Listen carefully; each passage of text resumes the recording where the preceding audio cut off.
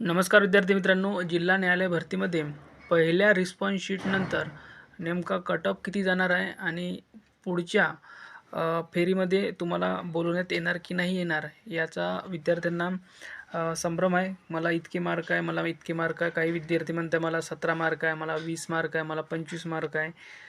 काही विद्यार्थी कन्फ्यूजमध्ये आहे की नेमके आमचं सिलेक्शन होणार की नाही होणार पुढच्या फेरीसाठी.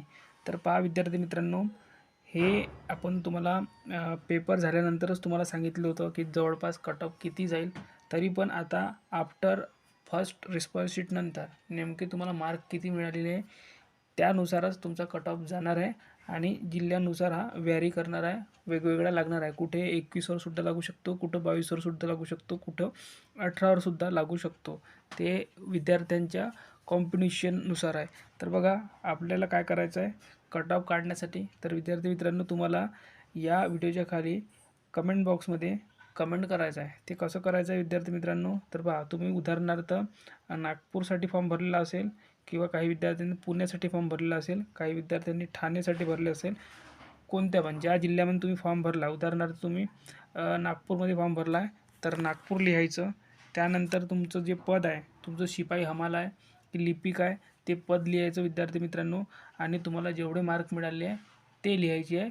जास्तीत जास्त विद्यार्थ्यांनी कमेंट करायचं आहे. तुमचे कमेंट आले की आपण त्यावरून एक अंदाज काढणार आहे आणि तुमच्यासाठी एक 70 ते 75% आपण कन्फर्म सांगू शकणार आहे की नेमका कट ऑफ किती जाणार आहे आफ्टर फर्स्ट रिस्पॉन्स शीटनंतर.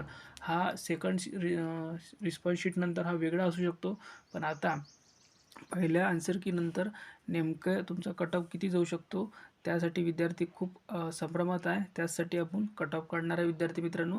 त्यासाठी तुम्हाला हेल्प करायची आहे.